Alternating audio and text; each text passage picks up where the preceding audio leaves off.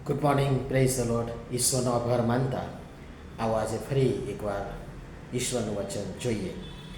ત્યારે તેઓએ કહ્યું, ચાલો યર્મિયાનો ઘાટ ઘડીએ, કેમ કે યાજકની પાસે નિયમશાસ્ત્ર, જ્ઞાનીની પાસે સલાહ તથા પ્રબોધકની પાસે પ્રબોધનું વચન ખૂટવાનું નથી. ચાલો તેની ચાડી કરીએ ને તેના કોઈ પણ વચનો પર ધ્યાન આપીએ નહીં. યર્મિયા પ્રબોધકનું પુસ્તક, તેનો 18મો અધ્યાય અને તેની 18મી કલમ. આજનો વિચાર. ખ્રિસ્તમાં અતિ પ્રિયવાલા મિત્રો, પ્રભુ ઈસુ ખ્રિસ્તના પરાક્રમી નામમાં આપ સર્વને સવારની પ્રેમભરી સલામ. પવિત્ર ઈશ્વરે પાપ અને તેનું પરિણામ, આજ્ઞા પાલન અને તેનું પરિણામ, પાપોની કબૂલાત કરી, પસ્તાવો કરી, પાછા ફરવાના પરિણામ વગેરે બધું જ ખૂબ ચીવટપૂર્વક નાનામાં નાની વાત અતથી તે ઇતિ સુધી માણસને જણાવ્યું. તેમ છતાં નિષ્ઠુરને આડી પ્રજા નિરાશાવાદી વલણ સાથે પોતાની યોજના અને પોતાના દુરાગ્રહ પ્રમાણે જ ચાલવાનો અને વર્તવાનો નિર્ણય લે છે, જે આપણે ગઈકાલે પણ જોયું. વળી આટલે સુધી હજી પણ ઠીક છે, પણ પછી જે થાય છે એ તો હદની પણ હદ તોડી હદ પાર જતું રહે છે.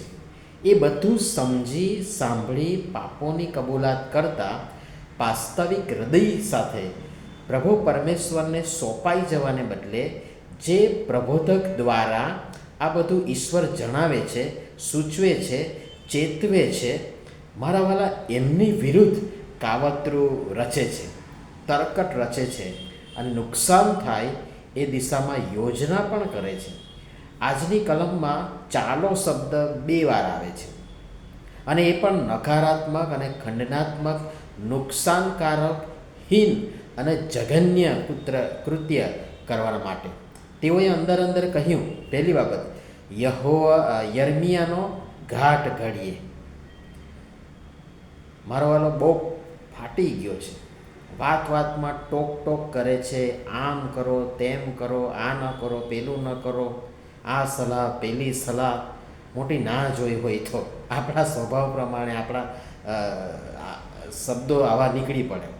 અમને સલાહ આપવા દોડી આવી, અમે બધું જાણીએ છીએ. પાછા એ તો જાણે જ છે, વચનમાં જે કહ્યું છે એ પ્રમાણે, કે યાજકની પાસે નિયમશાસ્ત્ર, જ્ઞાનીની પાસે સલાહ તથા પ્રબોધકની પાસે પ્રબોધનું વચન ખૂટવાનું નથી. એ તો પાછું જાણે છે. બીજી બાબત, ચાલો તેની ચાડી કરીએ, અંદરો અંદર મસલત કરી, પ્રબોધકને કઈ રીતે તોડી શકાય, દૂર કરી શકાય વગેરે હેતુસર યોજનાબદ્ધ રીતે તેને ખોટો ચિતરવામાં આવે, તેના વિશે દુષ્પ્રચાર કરવામાં આવે, ખોટી અફવાઓ ફેલાવવામાં આવે, ખોટા આરોપ મૂકવામાં આવે, તેને બદનામ કરવામાં આવે વગેરે વગેરે. ને તમને કહું, એવું થાય છે પણ ખરું. એવું નથી કે આ યર્મિયાના સમયમાં જ આ બધું થતું હતું. અત્યારે તો પૂરજોશમાં, અને આઈડિયાઓ પણ વધ્યા છે, કુયુક્તિઓ પણ વધી છે. માણસ બહુ હોશિયાર થઈ ગયો છે, અને એવું થાય છે પણ ખરું. મારા ભલા સાચું ને વાસ્તવિક અને એ બાબતોને ધારદાર જે બાબતો છે, અસરકારક ને જે હોવી જોઈએ, એને રજૂ કરતા ને લોકોને સમજાવતા ને જણાવતા નાકે દમ આવી જાય છે, બોલો. પણ આ ખોટું ને નકારાત્મક, નુકસાનકારક વગેરે વાયુ વેગે પ્રસરી જાય છે, એની જાહેરાત પણ કરવી પડતી નથી. ત્રીજી બાબત, એના કોઈ પણ વચનો પર ધ્યાન આપીએ નહીં. ગમે તેટલું બોલો, ગમે તેટલું કહો કે જણાવો, સમજાવો, દુષ્ટે તેમના મન અને હૃદય એવા સચળ બંધ કરી દીધા છે કે તેઓ સાંભળતા સાંભળે નહીં અને સમજતા સમજે નહીં. વચનમાં પણ કહ્યું છે, ઉપરથી આવા અવળા ધંધા કરે, સાંપ્રત સમય આ જ દોરમાંથી પસાર થઈ રહ્યો છે.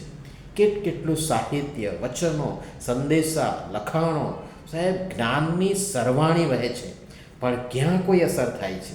અને થાય છે એ મારી વાલી પેલી નકારાત્મક, ખંડનાત્મક અને નુકસાનકારક અસર થાય છે. આ એ મોટી. ગમે તે વાત કરો, લખો, ધર્મ સેવકોને, આગેવાનોને આડે હાથ લેવાની, ચાડી કરવાની એક પણ તક આ જગતના માંધાતાઓ કે જગતના જ્ઞાનીઓ ચૂકતા નથી. પણ જાણજો, ન્યાય કરવો એ માણસનું કામ નથી. એનો ન્યાય તો વિશેષ થશે, એ બધાથી વિશેષ થશે જ. એ ઉપરવાળા પર છોડી દઈએ. હું શું કરું છું, મારે શું કરવું જોઈએ, મારી શી ભૂમિકા, મારો શું રોલ, મારી વાત, વિચાર, વર્તન, વર્તણૂક ને વ્યવહાર દ્વારા વ્યક્તિ, કુટુંબ, મંડળી, સમાજને લાભ થાય છે કે નુકસાન થાય છે. હું રચનાત્મકતા ફેલાવું છું કે ખંડનાત્મકતા, એ વિચાર કરી જે કંઈ કરો એ માણસનો નહીં, પ્રભુનો, ઈશ્વરનો ડર રાખીને કરો. અને પ્રભુ પિતા પરમેશ્વર આ બધી ગંભીર બાબતો સમજવા માટે આપણ સર્વને સહાય તથા મદદ કરો. આમીન. ધન્યવાદ.